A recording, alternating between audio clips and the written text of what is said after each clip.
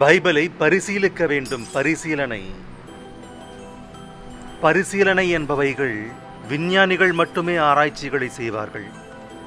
ஒரு செடியின் மீது ஆராய்ச்சி, ஒரு மருந்தின் மீது ஆராய்ச்சி, கரோனா வந்தது ஆராய்ச்சி, ஒரு டெங்கு வந்தது ஆராய்ச்சி, நோய்களின் மீது ஆராய்ச்சி, இயற்கையின் மீது ஆராய்ச்சி, விண்வெளியின் மீது ஆராய்ச்சி, சமுத்திரங்களின் மீது ஆராய்ச்சி, விலங்கினங்களின் மீதெல்லாம் ஆராய்ச்சி. ஆனால் பைபிளின் மீது ஆராய்ச்சி என்பது இல்லை. ஏன்? அது ஒரு படியை போட்டேன். எத்தனை படிகளை கட்டிக்கொண்டு மேலே வந்தேனோ, என் குரலை கேட்கின்ற உலகெங்கும் இருக்கிற என்னுடைய பிள்ளைகள் கவனிக்க வேண்டும்.